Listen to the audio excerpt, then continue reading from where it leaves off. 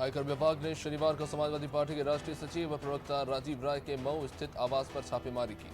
आयकर विभाग की टीम ने लखनऊ के जिनेंद्र यादव और मैनपुरी में मनोज यादव के घर पर छापेमारी की है। समाजवादी पार्टी के मुखिया अखिलेश यादव के करीबी ये तमाम बताए जा रहे हैं। शनिवार सुबह वाराणसी से आयकर विभाग की टीम मऊ पहुंची। कांग्रेस और गोवा फॉरवर्ड पार्टी ने शनिवार को राज्य में अगले साल फरवरी में होने वाले विधानसभा चुनाव के लिए गठबंधन की घोषणा की।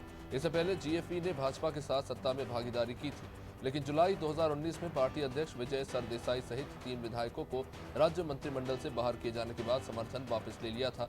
तब सरदेसाई प्रमोद सावंत सरकार में उप मुख्यमंत्री थे। उत्तर प्रदेश की एक विशेष अदालत ने अयोध्या से भारतीय जनता पार्टी के विधायक इंदु प्रताप उर्फ खब्बू तिवारी को फर्जी मार्कशीट मामले में दोषी ठहराया, जिसके बाद उन्हें यूपी विधानसभा से अयोग्य घोषित कर दिया गया है।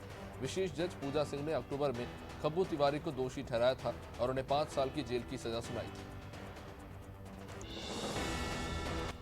पिछले लोकसभा चुनाव में मिली हार के बाद पहली बार अमेठी पहुंचे राहुल गांधी ने बीजेपी सरकार पर जमकर निशाना साधा। अमेठी पहुंचकर राहुल का अंदाज थोड़ा शायराना हो गया। लोकसभा चुनाव में कांग्रेस नेता राहुल गांधी को हार का सामना करना पड़ा था।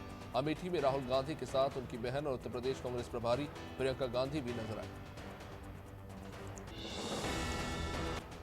अमेठी में राहुल गांधी ने पार्टी नेताओं और हजारों कांग्रेस कार्यकर्ताओं के साथ 6 किलोमीटर पदयात्रा निकाली, जिस दौरान राहुल गांधी ने एक बार फिर से हिंदू और हिंदुत्व को लेकर बीजेपी पर निशाना साधा। राहुल ने कहा कि आजकल देश में धर्म की बातें होती हैं, हिंदू धर्म की बात होती है। हिंदू क्या होता है? क्या हिंदू झूठा होता है? हिंदू का मतलब वह व्यक्ति जो सच्चाई के रास्ते पर पूरी जिंदगी चलता है, उसे हिंदू कहते हैं। भारत ने ओडिशा तट के पास एपीजे अब्दुल कलाम द्वीप से नई पीढ़ी की परमाणु सक्षम बैलिस्टिक मिसाइल अग्नि-P का सफल परीक्षण किया। यह अग्नि श्रेणी की मिसाइलों की नई पीढ़ी का एडवांस मिसाइल है, जो सतह से सतह पर मार करने वाली एक कनस्तर वाली मिसाइल है, जिसकी मारक क्षमता 1000 से 2000 किलोमीटर के बीच है। उत्तर प्रदेश में गंगा एक्सप्रेसवे का पीएम मोदी ने शनिवार को शिलान्यास किया। इस दौरान उन्होंने इस कार्यक्रम को संबोधित करते हुए कहा कि यूपी के लिए सीएम योगी बहुत उपयोगी है। उन्होंने कहा कि आज पूरे यूपी की जनता कह रही है कि यूपी प्लस योगी बहुत उपयोगी।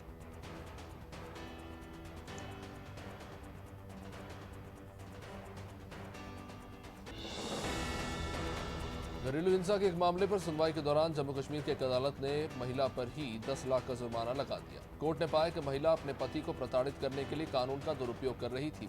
अदालत ने कहा कि घरेलू हिंसा से महिलाओं का संरक्षण अधिनियम 2005 महिलाओं को हिंसा से बचाने के लिए बनाया गया है, न कि पति को परेशान करने के लिए।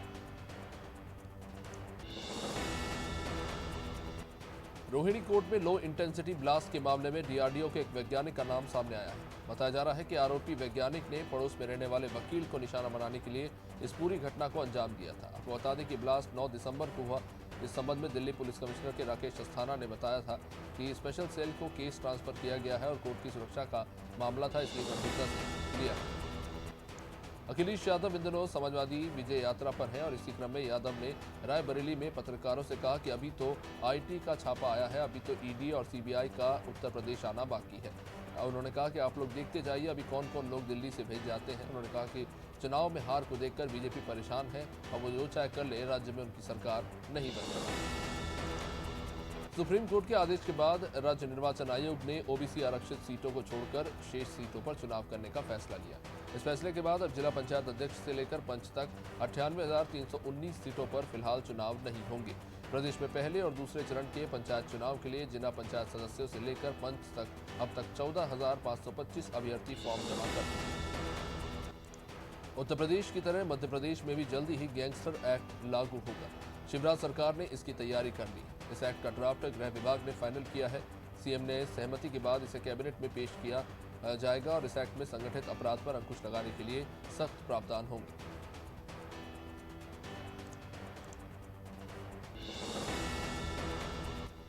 मध्य प्रदेश से लगे गुजरात और राजस्थान में ठंड कहर बरपा रहा है। हवाओं का रुख भी उत्तरी हो गया है।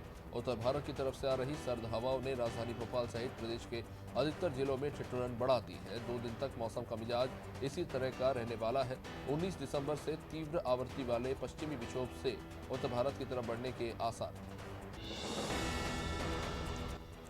देश में कोरोना वायरस के नए वेरिएंट का खतरा बढ़ते जा रहा है। भारत में ओमिक्रॉन का पहला केस 2 दिसंबर को आया था और 15 दिन बाद मरीजों की संख्या 122 के पार हो गई। शुक्रवार को उत्तर प्रदेश में पहला केस आया। ओमिक्रॉन भारत के 22 राज्यों में पहुंच चुका है। दिल्ली में शुक्रवार को ओमिक्रॉन के 10 नए केसेस आने के बाद मरीजों की संख्या 20 के पार हो गई। छत्तीसगढ़ में निकाय चुनाव के बीच नक्सलियों ने फिर अपनी करतूत को अंजाम दिया। राज्य के दंतेवाड़ा जिले में शुक्रवार रात नक्सलियों ने उत्पात मचाया। फूलपाड़ गांव के मीडियापाड़ा पहुंचे नक्सलियों ने पटाखे फोड़े और गांव के ही 6 नेताओं के नाम के धमकी भरे पर्चे भी इलाके में फेंक दिए, जिसमें पुलिस समर्थक परिवार के सदस्यों को जान से मारने की धमकी दी गई। देहरादून में सचिवालय के पूर्व उपाध्यक्ष स्वर्गीय संदीप मोहन चमोली की स्मृति में परेड ग्राउंड में अंतर विभागीय बैडमिंटन प्रतियोगिता का आयोजन किया गया, जिसका शुभारंभ सीएम पुष्कर धामी ने किया। खास अवसर पर मुख्यमंत्री ने संदीप मोहन चमोला के चित्र पर पुष्पांजलि अर्पित कर उन्हें भी श्रद्धांजलि दी।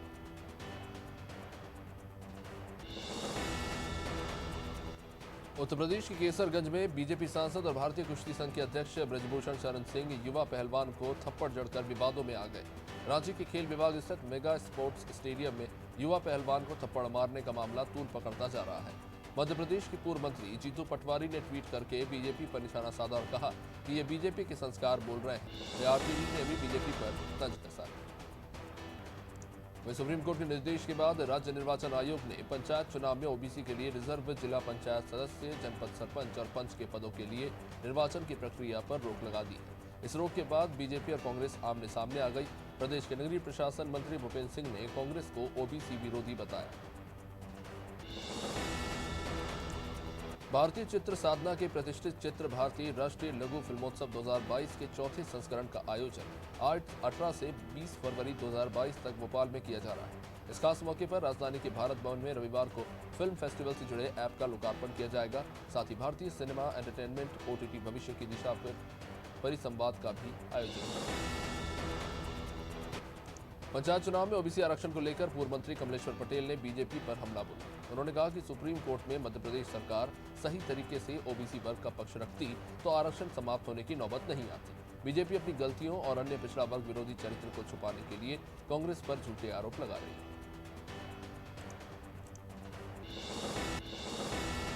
केंद्रीय मंत्री प्रहलाद पटेल ने मुख्यमंत्री शिवराज सिंह चौहान से कई अहम योजनाओं को लेकर समीक्षा की। बैठक के दौरान प्रहलाद ने राज्य सरकार की जमकर तारीफ की और कहा कि जल जीवन मिशन, ओडीएफ और स्वच्छता को लेकर बेहतर काम हुआ। फूड प्रोसेसिंग के लिए यूनिट बनाई जाएंगी, जिससे किसानों को फसलों का अच्छा दाम मिलेगा और किसान अपनी फसल कहीं भी बेच सकेगा। ग्वालियर में नजरबाग मार्केट के व्यापारियों के फड़ों को केंद्रीय मंत्री ज्योतिराज सिंधिया के निर्देश के बाद नगर निगम ने वहां से हटा दिया। इसे लेकर व्यापारियों ने सिंधिया से मुलाकात कर उन्हें ज्ञापन सौंपा। इसमें उन्होंने बताया कि वो 25 साल से नजरबहार में कपड़े का फड़ लगाकर अपना जीवन यापन कर रहे हैं, जिसके लिए उन्होंने प्रधानमंत्री योजना के तहत 10,000 रुपए का लोन भी ले रखा। जबलपुर जिला प्रशासन ने सूदखोरों के खिलाफ चलाए जा रहे अभियान के तहत एसपी सिद्धार्थ बहुगुणा ने जागरूकता रथ को हरी झंडी दिखाकर रवाना किया। इस दौरान उन्होंने बताया कि ये रथ शहर के विभिन्न क्षेत्रों का भ्रमण करके नागरिकों को सूदखोरी के खिलाफ आवाज उठाने के लिए जागरूक करेगा और सूदखोरों के खिलाफ आवाज उठा सके पुलिस में शिकायत भी दर्ज करा सकेगी। मध्य प्रदेश में पंचायत चुनाव आने के साथ गड़बड़ियों की परतें भी खुलने लगी है। अशोकनगर जिले की 102 पंचायतों के सरपंचों ने पशुपालन विभाग को 37.39 लाख का चूना लगा दिया। विभाग ने जिले भर के 112 सरपंचों को पशु उपचार केंद्र के लिए सीधे खातों में राशि डाली थी, जहां 10 सरपंचों ने पूर्ण रूप से पशु उपचार केंद्र बनाए, लेकिन 102 सरपंचों ने अभी तक कोई निर्माण कार्य नहीं किया। वहीं बड़वानी के धाबा बाबड़ी में 6 साल के मासूम बच्चे की हत्या का मामला सामने आया है। पुलिस के मुताबिक परिजन ने दिनेश के ऊपर हत्या का आरोप लगाया है। परिजनों ने बताया कि दिनेश बच्चे को घुमाने ले गया था। सुबह तक बच्चा घर नहीं आया तो परिजन उसकी तलाश करने लगे। इसके बाद परिजन को कपास के खेत में बच्चे का शव मिला है। पुलिस इस मामले की जांच कर रही है। भोपाल की बीजेपी कार्यालय में शनिवार को अहम बैठक हुई, जिसमें प्रदेश अध्यक्ष बीडी शर्मा ने बैठक को लेकर जानकारी दी। प्रदेश अध्यक्ष बीडी शर्मा ने कहा कि कुशाभाऊ ठाकरे की जन्म शताब्दी के समारोह समिति के अध्यक्ष ने समिति डिक्लेयर की है, जिसके सेक्रेटरी हेमंत खंडेलवाल होंगे, जिन्होंने ठाकरे के साथ काम किया है। शर्मा ने कहा कि अलग अलग जन्म शताब्दी वर्ष के मौके पर आजीवन सहयोग निधि की परिकल्पना ठाकरे जी की ही थी। मध्य प्रदेश समेत देश भर में बढ़ती महंगाई को लेकर कांग्रेस सड़कों पर आ गई है, जिसको लेकर राजधानी भोपाल में पूर्व मंत्री पीसी शर्मा ने कार्यकर्ताओं के साथ महंगाई के खिलाफ प्रदर्शन किया या कांग्रेसी कार्यकर्ताओं ने प्रदेश और केंद्र सरकार के खिलाफ जमकर नारेबाजी की।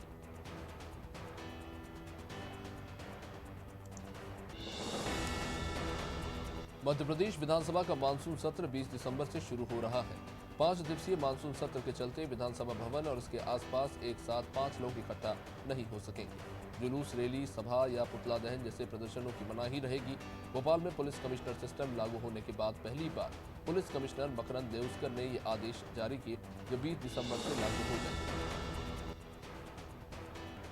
कोरोना संकट के दौरान बिजली बिल माफ करने की मांग को लेकर यूथ कांग्रेस ने भोपाल में ऊर्जा मंत्री प्रद्युम्न सिंह तोमर के खिलाफ प्रदर्शन किया। यूथ कांग्रेस ने बीजेपी पर सरकार पर जनता को गुमराह करने का आरोप लगाया। यूथ कांग्रेस को ऊर्जा मंत्री तोमर के खिलाफ प्रदर्शन करना महंगा साबित हुआ। आंदोलन को कुचलने के लिए पुलिस ने मोर्चा संभाला और कांग्रेस कार्यालय को छावनी में तब्दील कर दिया। मध्य प्रदेश के गृह मंत्री नरोत्तम मिश्रा अपने एक दिवसीय दौरे पर दतिया पहुंचे थे, जहां उन्होंने अपने आवास पर लोगों की समस्याएं सुनी और संबंधित अधिकारियों को समस्याओं के निराकरण के निर्देश भी दिए। इसके बाद मंत्री मिश्रा शक्तिपीठ पीताम्बरा मंदिर में मां की पूजा अर्चना करने के बाद आशीर्वाद लेने के बाद बाहर निकले और गृह मंत्री मिश्रा ने उसके बाद स्थानीय स्टेडियम ग्राउंड में क्रिकेट भी खेला। हरदा जिला मुख्यालय पर दलित समुदाय की महिला से जातिगत भेदभाव का सनसनीखेज मामला सामने आया है। पुरानी गल्ला मंडी में रहने वाली पीड़िता ने गोलू पंडित और संदीप पर नल से पानी नहीं भरने देने का आरोप लगाया है। पीड़िता ने एसपी को इसको लेकर शिकायत भी की है, पर इसको लेकर कोई सुनवाई नहीं हुई।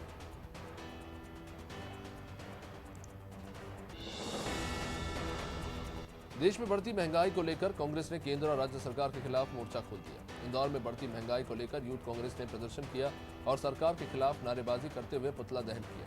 साथ ही बिजली बिल माफ करने की मांग की। वही कार्यकर्ताओं का कहना है कि बीजेपी सरकार लगातार महंगाई बढ़ाकर आम आदमी की दिक्कतें बढ़ा रही है।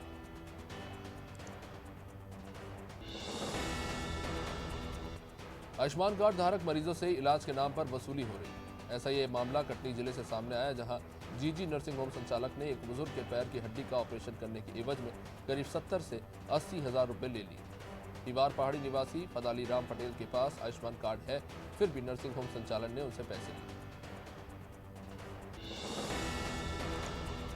देवरी में जन जागरण पदयात्रा कर विभिन्न मांगों को लेकर विधायक और पूर्व मंत्री हर्ष यादव ने ज्ञापन सौंपा। देश सहित प्रदेश में पेट्रोलियम पदार्थ, खाद्य पदार्थों सहित आम नागरिकों की उपयोगी वस्तुओं की लगातार की जा रही मूल्य वृद्धि को लेकर लोगों ने ज्ञापन सौंपा। जन जागरण पदयात्रा के दौरान कांग्रेस कार्यकर्ताओं ने वर्तमान सरकार के विरोध में जमकर नारेबाजी की। उप तहसील कार्यालय भवन बनवार में त्रिस्तरीय पंचायत चुनाव के लिए 13 दिसंबर से चल रही नामांकन प्रक्रिया में शनिवार तक जनपद जमेरा की 14 ग्राम पंचायतों में सरपंच पद के लिए 39 और पंच पद के लिए 23 प्रत्याशियों ने अपना नामांकन दाखिल किया, जबकि कार्यालय से अभी तक 95 नामांकन पत्र उम्मीदवारों द्वारा लिए गए।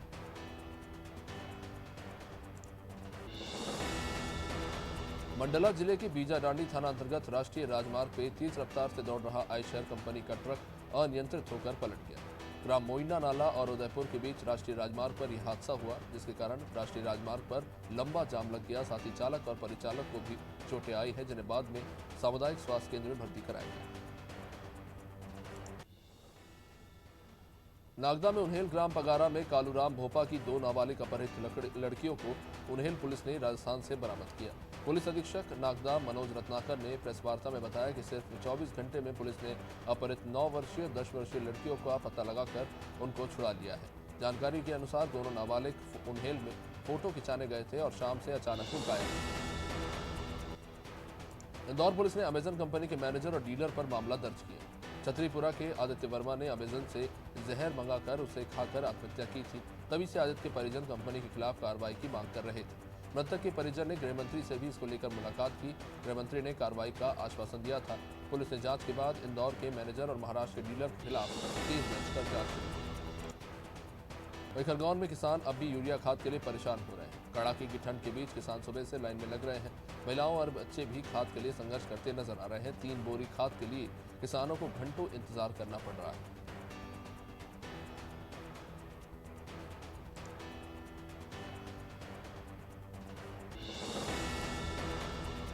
पटेरा के रसुइया गांव से अजीबोगरीब मामला सामने आया, जहां किसान की जमीन के फर्जी तरीके से केसीसी का लोन 5,30,000 रुपए लिया गया और 1 साल बाद लोन को जमा भी कर दिया गया, जिसकी जानकारी किसान तक को नहीं थी। इसे लेकर किसान ने हटा यूनियन बैंक में आवेदन दिया है। इसमें अधिकारी ने 7 दिनों में जांच का आश्वासन दिया है। बलरामपुर में बसंतपुर पुलिस ने नशीली दवाओं के साथ एक आरोपी को गिरफ्तार किया। पुलिस को सूचना मिली थी कि एक व्यक्ति नशीली कफ सिरप, गोलियां और दवाइयां ले जा रहा है। सूचना मिलते ही बसंतपुर पुलिस ने घेराबंदी कर संदिग्ध व्यक्ति को पकड़ा, जिसके पास से पुलिस ने 536 नशे की गोलियों के साथ 23 नग कफ सिरप और 23 नग नशीले इंजेक्शन बरामद किए। कांकेर में सहायक शिक्षक फेडरेशन वेतन विसंगति को लेकर अनिश्चितकालीन हड़ताल कर रहा है। पखानजूर के डॉक्टर श्यामा प्रसाद मुखर्जी स्टेडियम के सामने शिक्षक धरने पर बैठे हैं। इससे स्कूली बच्चों की पढ़ाई प्रभावित हो रही है, जिसका असर बच्चों के भविष्य पर देखने को मिल रहा है। शिक्षकों का कहना है कि वेतन विसंगति को लेकर सरकार ने अब तक कोई फैसला नहीं लिया। रखनार पुलिस डायफोडिया में हुई चोरी की गुत्थी सुलझा भी नहीं पाई और गांव के बस स्टैंड पर किराना दुकान और 2 होटलों में चोरों ने धावा बोल दिया। चोरों ने दुकानों के ताले तोड़कर सामान और नकदी पर हाथ साफ किया और चोरी की वारदात को अंजाम दिया। चोरी की घटना सीसीटीवी कैमरे में कैद हो गई।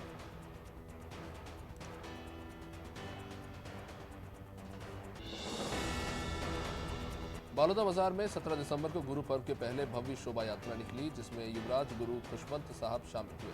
ये यात्रा जिला मुख्यालय के पुरानी बस्ती सतनाम चौक से शुरू होकर दशहरा रोड होते हुए गवर्नर चौक स्थित महंत नयन दास स्मृति स्थल में समापन हुआ। यात्रा में सतनामी समाज के लोग भारी संख्या में शामिल हुए और युवराज गुरु का आशीर्वाद प्राप्त किया। कांकेर जिले के चारामा ब्लॉक मुख्यालय में सर्व पिछड़ा वर्ग समाज के बैनर तले 6 मांगों को लेकर शनिवार को अधिकारी रैली का आयोजन किया गया, जिसमें सर्व पिछड़ा वर्ग समाज के लोगों का जनसैलाब उमड़ पड़ा। भीड़ करीब 25,000 की संख्या में थी, जो अपनी मांगों को लेकर आवाज बुलंद करने पहुंची थी। इसमें छत्तीसगढ़ राज्य पिछड़ा वर्ग के 52% आबादी के आधार पर 27% आरक्षण की मांग की। समाजवादी पार्टी के अध्यक्ष अखिलेश यादव के निर्देश पर उत्तर प्रदेश में 15 दिसंबर से 25 दिसंबर तक झंडा लगाओ अभियान चलाया जा रहा है, जिसके तहत बिजनौर की बढ़ापुर विधानसभा से समाजवादी पार्टी के संभावित प्रत्याशी जावेद राइन ने समर्थकों और कार्यकर्ताओं से घरों, प्रतिष्ठानों और वाहनों पर पार्टी का झंडा लगाने का आह्वान किया। आपको बता दें कि जावेद राइन ने 10 दिवसीय झंडा लगाओ अभियान की शुरुआत की। एटा के नगर पालिका परिषद में सफाई कर्मचारी और मजदूर संघ धरना 3 दिन से दे रहे हैं। 7 मांगों को लेकर स्थानीय सफाई मजदूर संघ के लोग धरने पर बैठे हुए हैं। संघ के प्रांतीय अध्यक्ष मानिक लाल नागर ने बताया कि मांगों को पूरा नहीं किया जा रहा है। दिवाली से पहले किसी प्रकार का बोनस तक नहीं दिया गया, वेतन भी समय से नहीं दिया गया। अपना दल की राष्ट्रीय अध्यक्ष अनुप्रिया पटेल ने झांसी के मरवानीपुर में जनसभा को संबोधित करते हुए विपक्ष पर जमकर हमला बोला। उन्होंने कहा कि भाजपा और उसके सहयोगी दलों की लोकप्रियता से विपक्ष बौखलाया हुआ है। उन्होंने कहा कि इस बार भाजपा के सहयोग से चुनाव की रणनीति तैयार की जा रही है। चर्चा के बाद चुनाव के प्रत्याशी भी घोषित किए जाएंगे।